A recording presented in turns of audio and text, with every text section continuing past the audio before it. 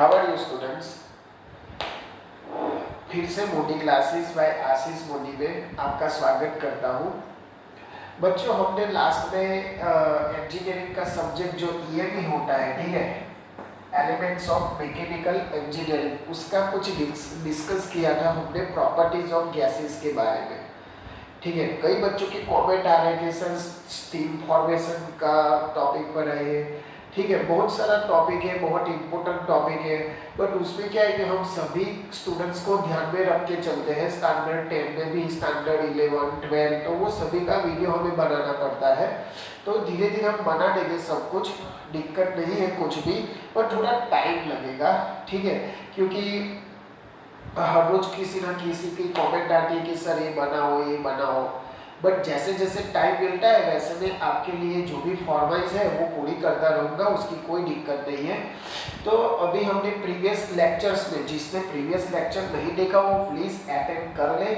उसमें मैंने सिखाया था प्रॉपर्टीज ऑफ गैसेस के बारे में कि कोई भी गैस हो, दो टाइप के गैस मैंने डिस्कस किया था, ideal gas and real gas.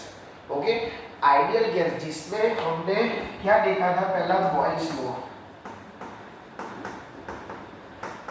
Boyle's law, दूसरा हमने डिस्कस किया था चार्ल्स लॉ, और तीसरा हमने डिस्कस किया था गैल्यूसेक लॉ।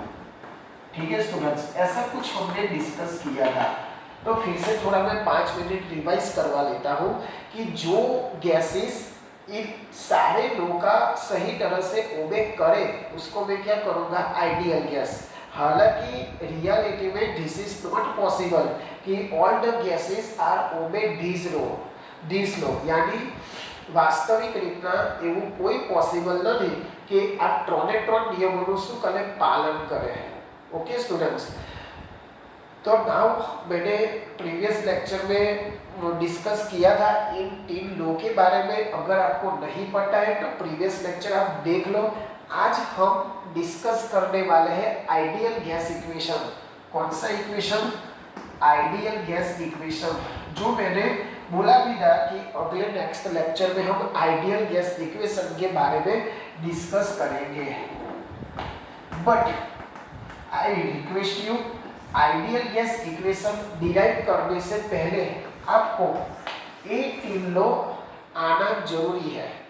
अगर आपको इस 3 लॉ के बारे में नहीं पता है तो देख लेना। ठीक है, हम आज डिस्कस करेंगे आइडियल गैस इक्वेशन।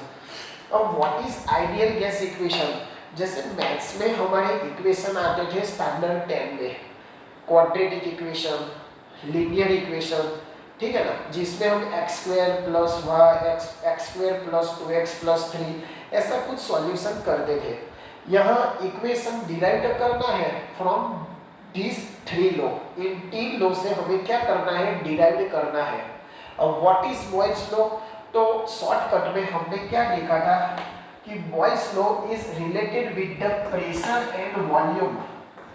वो किसके रिलेशनशिप में डिस्कस किया था, प्रेशर एंड वॉल्यूम, यानी जब हम प्रेशर बढ़ाएंगे then what is the effect on volume, volume पे क्या इफेक्ट होगा, वो हमने डिस्कस किया था। ठीक है, चार्ल्स लॉ में हमने डिस्कस किया था वॉल्यूम और टेम्परेचर के बारे में। एंड हम नॉट इनवर्सली प्रोपोर्शनल या डायरेक्टली प्रोपोर्शनल एंड लिख रहा हूँ। एंड क्यों लिख रहा हूँ, क्योंकि हमने डिस्कस किया था वॉल्यूम एंड टेम्परेचर के रिलेशनशिप के बारे में। और यहाँ भी एंड क्यों लिख रहा हूँ, क्योंकि Boyle's law is the related with the pressure and volume. Okay, and Gay-Lussac law, Gay-Lussac law is the related with pressure and temperature. ठीक है स्टूडेंट्स, समझ में आ गया। अब आपको ये याद रखना जरूरी है, या कॉन्सेप्ट से भी याद रखो तो कोई दिक्कत नहीं होगी कि when the pressure is increase, जब प्रेशर आपका बढ़ेगा then what is the effect on volume, volume पे क्या इफेक्ट होगी। ठीक है, व्हेन वॉल्यूम इज इंक्रीज, जब वॉल्यूम बढ़ेगा तब टेम्परेचर पे क्या इफेक्ट होगी, वो हमें यहाँ क्या करना है, डिस्कस कर लिया है। ठीक है, और प्रेशर और टेम्परेचर के बारे में which is the related to the Gay-Lussac law.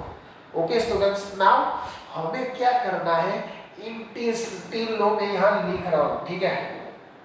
जैसे बॉयल्स लो में क्या बोला था, P1/V, ठीक है। यानी प्रेशर जब बढ़ेगा तो वॉल्यूम क्या होगा, इंक्रीज होगा। दूसरा है आपका चार्ल्स लो, ठीक है। चार्ल्स लो में वॉल्यूम एंड टेम्परेचर, तो हमने क्या देखा था, volume directly proportional to the temperature. और तीसरा लो हमने देखा था गैल्यूसेक लो, उसमें हमने क्या देखा था, प्रेशर एंड टेम्परेचर के बारे में। तो उसमें मैंने ऐसा देखा था, ठीक है। आपने नहीं पढ़े हो, ठीक है, तो भी आपको यही आ जाएगा कि देखो pressure is the inversely proportional to 1/V, V inversely V directly proportional to D, यानी वॉल्यूम बढ़ेगा तो टेम्परेचर भी बढ़ेगा, ठीक है। और प्रेशर बढ़ेगा तो टेम्परेचर भी बढ़ेगा। तो ये जो तीन इक्वेशन है हमें जो मिले इन तीन लो से, वो तीन को क्या करना है, कंबाइन करना है। क्या करना है, कंबाइन करना है। स्टैंडर्ड 10 में चैप्टर 1 में ही था केमिकल इक्वेशन के टाइप, केमिकल प्रोसेस के टाइप थे। उसमें क्या था, कॉम्बिनेशन टाइप का एक प्रोसेस था, जिसमें हमें दो प्रोडक्ट सेपरेट थे, वो दोनों प्रोडक्ट तो मुझे क्या करना था, कॉम्बिनेशन करना था। क्या करना था, कॉम्बिनेशन यानी एक दूसरे को जोड़ना, ठीक है ना। तो वो हमें यही करना है। वैसे तो कई टाइप के प्रोसेस थे, combination, decomposition, displacement, double displacement, वो स्टैंडर्ड 10 में था, ठीक है। बट हमें क्या करना है, बॉयल्स लो, चार्ल्स लो और गैल्यूसेक लो, जो वो स्टेटमेंट से हमें तीन इक्वेशन मिले, वो तीन इक्वेशन को मुझे क्या करना है, कंबाइन करना है। अब कंबाइन करेंगे तो मुझे क्या मिलेगा, देन सो हियर, ओके। चलो, तब जब कंबाइन करेंगे हम लोग तो देखो P और ये देखो P का रिलेशनशिप टेम्परेचर के साथ डायरेक्ट प्रोपोर्शनलिटी है, ठीक है। वॉल्यूम का भी डायरेक्ट प्रोपोर्शनलिटी है। तो मैं ऐसा लिख सकता हूँ PV directly proportional to the temperature, ऐसा लिख सकता हूँ, क्योंकि प्रेशर भी क्या है, टेम्परेचर के डायरेक्टली प्रोपोर्शनलिटी है। अब आप सोचोगे कि सर यहाँ प्रेशर एंड वॉल्यूम का कैसा होगा, ठीक है ना, प्रेशर और वॉल्यूम का कैसा होगा। तो मैं इस इक्वेशन से, इस इक्वेशन के पहले मैं ऐसा बना सकता हूँ, देखो P directly proportional to the temperature but 1/V, ऐसा लिख सकता हूँ। बोलो, इस इक्वेशन के पहले की बात कर रहा हूँ, ये मैंने थोड़ा डायरेक्ट लिखा, ठीक है। बट किसी बच्चों को मन में क्वेश्चन उठ रहा होगा कि सर ये कैसे होगा। तो देखो मैं ये लिख सकता हूँ P directly proportional to the P and inversely proportional to 1/V लिख सकता हूँ। अब इसको इधर ले जाओ तो ये मिला आपको, देखो P भी directly proportional to the T। समझ में आया स्टूडेंट्स, मैंने क्या किया, पहले आप ये लिखो, ठीक है, यहाँ से कि P directly proportional to the T but pressure is inversely proportional to the 1/V, ठीक है। तो मैंने क्या किया, सिंपल V को यहाँ से यहाँ उठा के रख दिया, पुट कर दिया, तो मुझे ये इक्वेशन मिला, ठीक है। तो ये हुआ हमारा फाइनल इक्वेशन। कौन सा equation, final equation, PV directly proportional to the temperature, एक हमारा फाइनल इक्वेशन मिला, ओके। नाउ व्हाट हैपेंड, हमें क्या करना है, चाहे वो मैथ्स हो, चाहे केमिस्ट्री हो, चाहे इंजीनियरिंग हो, किसी भी इक्वेशन को डिराइव करने के बाद मुझे ये प्रोपोर्शनलिटी साइन दूर करनी रिक्वायरमेंट है, और उसकी जगह मुझे कोई कांस्टेंट रखना होता है, ताकि हम यहाँ इक्वल टू लिख सके। डायरेक्ट नहीं लिख सकते, मुझे यहाँ क्या करना होगा, एक कांस्टेंट ऐड करना होगा, ठीक है। तो कैसे ऐड करूँगा मैं, तो याद करो आप स्टैंडर्ड 10, आप क्या लिखते थे स्टैंडर्ड 10 में, ओम्स लॉ क्या लिखते थे, V directly proportional to the I। ये सिर्फ अंडरस्टैंडिंग के लिए समझ रहा हूँ, आपको इक्वेशन में किसी भी प्रकार का ऐसा लिखने की जरूरत नहीं है, आपको बराबर अंडरस्टैंडिंग हो, इसीलिए मैं समझा रहा हूँ। ओम्स लॉ क्या वो स्टेटमेंट क्या है कि voltage is directly proportional to the electricity, but उसमें भी कई कंडीशन थी, ठीक है ना, कि 25 एट STP क्या है, NTP क्या है, वो मैं हम बाद में डिस्कस करेंगे, बट कुछ कंडीशन थी। तो from the Ohm's law we can write that V directly proportional to the I। हम क्या लिखते हैं भाई, V directly proportional to the I। अब एरिया किसका है, इलेक्ट्रिकल का है, ठीक है। वोल्टेज और I किसके एरिया में है, इलेक्ट्रिकल के एरिया में है, ठीक है ना। अब इलेक्ट्रिकल हमें कैसा कांस्टेंट रखना होगा उसका डिस्कस कर रहा हूं। तो हमने क्या रखा था, V is equal to IR। मैं R is equal to resistance. क्यों मैंने रेजिस्टेंस पुट किया, क्योंकि भाई इलेक्ट्रिकल जो भी सब्सटेंस होते हैं उसमें रेजिस्टेंस होता है, मतलब जैसा बेस वैसा बेस। हम जैसे इलेक्ट्रिकल की बात कर रहे हैं तो मैंने R पुट किया।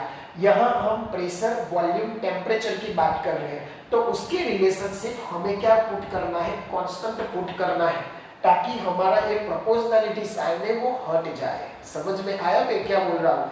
हम जिस एरिया में बात कर रहे हैं उस एरिया के बारे में आप क्या करो, डिस्कस करो, उसी एरिया के रिलेटेड आप यहाँ कांस्टेंट पुट करो, ठीक है। तो करते हम लोग यहाँ क्या कांस्टेंट आएगा, जब आप यहाँ प्रोपोर्शनैलिटी दूर करोगे तो क्या पुट किया जाता है, MRT। क्या पुट किया जाता है, MRT। और इसको भी क्या बोलते हैं, आइडियल गैस इक्वेशन। आपको पूछा जाए इंटरव्यू में या वाइवा में कि what is the ideal gas equation, तो आप बोल सकते हो कि sir ideal gas is the combination of the Boyle's law, Charles law and Gay-Lussac law, and from the derivation we can get PV is equal to MRT है, okay. जिसमें आपको पता होगा प्रेशर यानी वॉल्यूम, सॉरी P यानी pressure, V यानी volume, MR क्या है मैं आपको समझा देता हूँ, और T यानी टेम्परेचर, ठीक है। अब R क्या है यहाँ, R is equal to gas constant, जिसकी वैल्यू है और यूनिट भी है, गैस कांस्टेंट, ठीक है। अब मुझे ये बताओ कि R जो is equal to gas constant, क्यों मैंने R लिया, मैंने बताया ना जिस एरिया में आप काम कर रहे हो ना उसी एरिया के बारे में हमें क्या करना है, बात करना है। तो R is equal to gas, ठीक है। तो गैस की बात कर रहे हैं ना, इसीलिए मैंने R पुट किया। वहां हम क्या बात कर रहे हैं, रेजिस्टेंस। डिफरेंस समझना, ऐसा नहीं कि यहाँ भी R और वो रेजिस्टेंस का भी R, वो इलेक्ट्रिकल का R था, यहाँ गैस कांस्टेंट का R है, ठीक है ना। समझ में आया, ओके, रेडी। अब आगे देखते हैं कि what is R, value of the R and what is the unit of the R, M and what is M, ठीक है। पहले इतना अच्छे से, मतलब 3 ही इक्वेशन है, लिख लो आप फटाफट, समझ लो।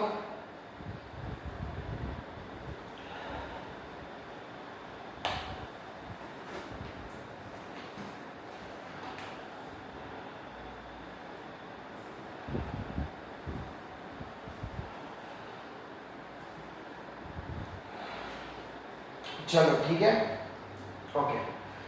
चलो आगे देखते हैं। अब R को कैसे निकालें, सब यहां से मैं R ऐसे लिख सकता हूं भाई, R is equal to PV upon MT, ऐसा लिख सकता हूं। प्रेशर किस में है भाई, न्यूटन पर मीटर स्क्वायर। मैं यूनिट सिखा रहा हूं कि रट्टा मत मारो, यूनिट ऐसे निकालो। V यानी वॉल्यूम यानी मीटर क्यूब, ठीक है। M यानी मास किलोग्राम, एंड तापमान इज इक्वल टू केल्विन में लेना है हमेशा, वो याद रखना भाई। जो भी कट हो जाता है उसको कट करो, मीटर क्यूब ए हो गया, तो आपका फाइनली यूनिट क्या बना, newton metre KG into kelvin, ये हुआ आपका R का यूनिट, ठीक है। M बोले तो मास है, ठीक है। समझ में आया स्टूडेंट्स, क्या है व्हाट इज द R, तो उसका यूनिट ये है, उसको मैं गैस कांस्टेंट बोलूंगा, और उसी से बेस हमारे एग्जाम्पल भी गिने जाते हैं, ठीक है। कोई दिक्कत, सिंपल सा इक्वेशन है, ठीक है। फिर आगे आएगा आपको एवोगैड्रो नंबर। जैसे हमारे सिंपल एप्लीकेशन में एक डजन में कितने होते हैं, 12 पीस, चाहे वो पेन लो, चाहे वो मैंगो लो, चाहे वो पेंसिल लो, चाहे वो स्केल लो, एक डजन यानी 12 नंग, ठीक है, 12 पीसेस होते हैं। वैसे एवोगैड्रो ने क्या बताया कि एक मोल, जैसे गैस में किलोग्राम के उसमें नहीं मेजरमेंट किया जाता, उसमें मोल के, H2 के इसके मोल, ऑक्सीजन के कितने मोल, ऐसा बोला जाता है। तो 1 मोल यानी 6.022 × 10⁻23 नंबर, ठीक है, this is the Avogadro number. This is the Avogadro number के एक मोल में कितने नंबर होते हैं? 6.022 इंटू 10⁻23, वो आपको याद रखना है। ठीक है स्टूडेंट्स, समझ में आया एक मोल की वैल्यू क्या है? अब आप सोचोगे कि सर यहाँ मोल की क्या जरूरत पड़ी है?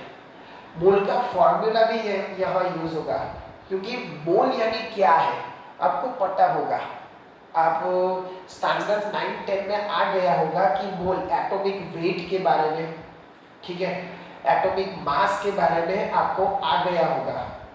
तो उसके लिए हमें क्या यहाँ मास की जगह क्या पुट करना है, मोल के अकॉर्डिंग हमें क्या करना है, पुट करना है। तब कैसी कंडीशन आएगी, उसके बाद यूनिवर्सल गैस कांस्टेंट क्या है वो सब हम डिस्कस करेंगे अभी। ठीक है, लिख लो फटाफट यूनिट, कोई दिक्कत नहीं है।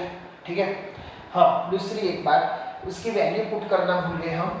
आर की फिक्स वैल्यू है 287 newton metre upon KG calorie. ठीक है, एक वैल्यू उसकी फिक्स है, याद कर लेना। और एक मोल की वैल्यू भी फिक्स है, उसमें कभी भी चेंज नहीं होता। ठीक है, याद कर लो, फटाफट लिख लो।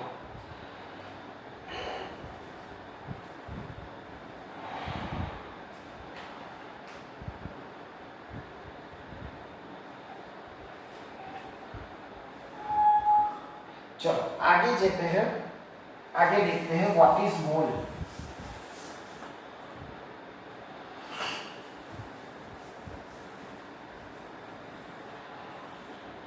देखो mole is equal to total mass, total mass, ठीक है, और upon molecular weight, molecular weight.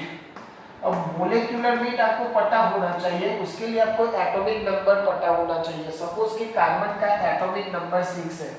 अब आप सोचेंगे sir what is atomic number, तो अभी मैं बोल देता हूँ। एटॉमिक नंबर यानी क्या है, this is your atomic number. Atomic number यानी व्हाटएवर इलेक्ट्रॉन और प्रेजेंट, इलेक्ट्रॉन और प्रोटॉन्स नंबर। ठीक है, परमाणु भार भी કહેવાય, સોરી પરમાણુ ક્રમાંક કહેવાય, અને ઇલેક્ટ્રોન અને પ્રોટોનની સંખ્યા કે 6 છે, અને એનું મોલેક્યુલર વેટ શું થાય, ડબલ એટલે કે 12। એવું નથી કે બધાના ડબલ થાય, ऐसा नहीं है कि सबके डबल होते भाई, कई कई के डबल से ज़्यादा होते हैं। जैसे सोडियम 11 उसका एटॉमिक नंबर है, बट उसका एटॉमिक वेट, मोलेक्युलर वेट कितना है, 22 होना चाहिए, बट 23 है, वो आपको याद रखना होगा। ठीक है, अब मोल का फॉर्मूला ये है, total mass upon molecular weight. ठीक है, अब यहाँ हम मोल को डिनोटेट करते हैं, मोल टोटल मास, यानी मैं क्या रख देता हूँ, total mass molecular weight, molecular weight को मैं कैपिटल है। हमारा इक्वेशन क्या था, PV is equal to, PV is equal to mu RT लिख लो। ठीक है, जो मैंने एमआरटी लिखा था, ठीक है, म्यू आरटी कर देते हैं, कोई दिक्कत नहीं है, क्योंकि यहाँ भी दिक्कत होगी, इसीलिए टोटल मास में बोल देता हूँ एम, और मोल यानी एम। ठीक है, अब क्या होगा, यहाँ जो मैंने मास बोला था, ठीक है, अब यहाँ मास इज इक्वल टू क्या लिख सकते हो, mass is equal to small N into capital N. ठीक है, समझ में आया बच्चों, क्या पुट करना है हमें, यहाँ जो मास है ना, मास, मास उसकी जगह मुझे क्या करना है, मोल इनटू मोलेक्युलर वेट। ये क्यों करना है, क्योंकि एग्जाम्पल में जब आपका जो भी वैल्यू दी गई हो, मोल दी गई, मोल दिया हो, तो कब तब क्या करोगे, इसीलिए सब टाइप के करवा रहा हूँ अभी भी। तो आपका इक्वेशन फाइनली बनेगा क्या, PV is equal to mass की जगह मैंने क्या पुट किया, N into M into R into T. ठीक है, ये हुआ आपका completely ideal gas equation according to the mole. ठीक है, समझ में आया क्या किया, आज हमने कॉम्बिनेशन किया, आइडियल गैस इक्वेशन बनाया, उसमें मैंने पीवी इज इक्वल टू एनएमआरटी कैसे डिराइव किया वो मैंने बताया, एन क्या है, आर की वैल्यू क्या है वो हमने डिस्कस किया है। ठीक है, देख लो।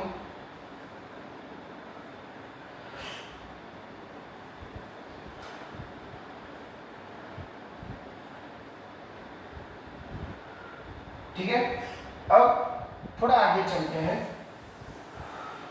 यहाँ तक हमने किया, ठीक है। अब कभी कभी एक ये है यूनिवर्सल गैस कांस्टेंट, जो गैस कांस्टेंट है उसका ही दूसरा टाइप है universal gas constant. Gas constant वो क्या है भाई, वो ऐसा है, आपका इक्वेशन है तो PV इज इक्वल टू मोल वैसा का वैसा, बट ये दोनों जब मिक्सअप हो जाते हैं तो मैं लिख देता हूँ R0 × T। समझ में आया दोस्तों? मैंने क्या किया, यहाँ से इन दोनों को कंबाइन करके R0 लिख दिया, तो R is the universal gas constant, ठीक है। What is the R? Universal gas constant, और उसकी वैल्यू फिक्स है। क्या फिक्स है? और यहाँ से आप उसका यूनिट भी बना सकते हो। कैसे यूनिट बनाने का है, देखो R0 is equal to PV upon ND। P same to same आपका न्यूटन पर मीटर स्क्वायर, न्यूटन पर मीटर स्क्वायर, वॉल्यूम यानी मीटर क्यूब, यहाँ मोल आएगा, ठीक है, और यहाँ आएगा आपका केल्विन। सेम टू सेम, खाली किलो ओनली केजी की जगह क्या हो जाएगा, आपका मोल हो जाएगा, ठीक है ना। दिस कैंसल, तो मुझे क्या मिला, newton metre upon mole into kelvin. अब आपका मोल में आंसर आए, जब भी कोई वैल्यू मोल में आए तब 287 नहीं लेने का, तब समझ जाने का भाई कि this is the universal gas constant, और उसकी वैल्यू है 8.314 newton metre upon mole into kelvin, ठीक है। जब आपकी वैल्यू मोल में आए तो मोल में 8.314 एंड केजी में आपको दिया गया होगा तो 287 आपको लेना है। This is the concept. समझ में आया दोस्तों क्या करना है? आइडियल गैस इक्वेशन इतना इजी नहीं है भाई कि चलो कॉम्बिनेशन ओनली करना है, उसको मोल में एवोगैड्रो लॉ आपको याद रखना होगा, और वैल्यू रिमेंबर कि जब आपका मोल आए तब 8.314 एंड जब केजी आए तो 287। ओके, बोलो कोई दिक्कत? ठीक है, इजी है, एक दो बार आप कर लोगे तो कोई दिक्कत नहीं होगी उसमें। मोल में थोड़ा कंसंट्रेट करना, mole is equal to total mass upon molecular weight. Molecular weight के लिए आपको एटॉमिक नंबर याद करना होगा, जो आपको स्टैंडर्ड 9-10 में आगे अगर नहीं याद है तो भी आपको याद करना जरूरी है। 1 to 30 एलिमेंट का एटॉमिक नंबर याद करके रखो, जैसे हाइड्रोजन का बॉन्ड, हीलियम का 2, ठीक है ना, हाइड्रोजन, हीलियम, बोरॉन, बेरिलियम ऐसे आते हैं ना, उसकी बात कर रहा हूँ। कार्बन, ऑक्सीजन, नाइट्रोजन, तो वो एटॉमिक नंबर पहले याद करो, उसी से आपको मोलेक्युलर वेट भी याद रहेगा और उसी से आपको मोल आएगा, क्योंकि universal gas constant is the related to the mole, और मोल में आए तो उसकी वैल्यू ए है और केजी में वैल्यू आए तो 287 है। ओके स्टूडेंट्स, ठीक है, तो ये रहा आपका आइडियल गैस इक्वेशन, पूरा derivation with the universal gas constant. Next lecture में हम आगे का थोड़ा देखेंगे प्रॉपर्टीज ऑफ गैसेस के बारे में, thermodynamic first law, second law, third law कैसे उसमें है, क्या डिराइवेशन है, what is the importance of this and most of the important what is the application of three law. तो हम लोग ये डिस्कस करेंगे। स्टैंडर्ड 10 का भी वीडियो बनाना है, साइंस मैथ्स सभी करना है, बट क्या है थोड़ा थोड़ा करना होगा, ठीक है, बट करूँगा। मेरा इतना ही है, बस आप लोग पढ़ो अच्छे से, और कुछ मुझे नहीं चाहिए। और पेरेंट्स को भाई जो भी है वो सच बोलो, कभी भी ऐसा मत बोलो कि रिजल्ट खराब आया और माँ बाप को झूठा बोल दिया, क्योंकि अभी क्या है, ये ऑनलाइन रिजल्ट आता है, ऐसा नहीं कि स्कूल में बुलाते हैं और चलो, ये सब रिजल्ट अभी ऑनलाइन हो गए, आपको भी पता है। तो आप ऑनेस्टी के साथ पढ़ो, कोई दिक्कत है तो भाई कांटेक्ट करो, कुछ शर्म वाली बात नहीं है। तो ये सब आप पढ़ के रखो, ठीक है ना। आगे का भी रिवाइज करो, अभी वीक से आने वाली है फर्स्ट सेम की, अगले महीने थर्ड सेम की तो स्टार्ट हो गई है। तो बस ये सब आप कॉन्सेंट्रेट करो, जो भी दिक्कत हो वो सामने से आप कॉल कीजिए, कोई दिक्कत नहीं है। और जिस बच्चों में हमेशा बोलता हूँ कि जो बच्चे एफोर्डेबल नहीं कर रहे उनको ये लिंक पहुँचाओ, ठीक है। हमेशा की तरह मैं यही बोलूँगा, ऐसा आप काम करो कि दुनिया करना चाहे आपके जैसा। जय हिंद, जय भारत।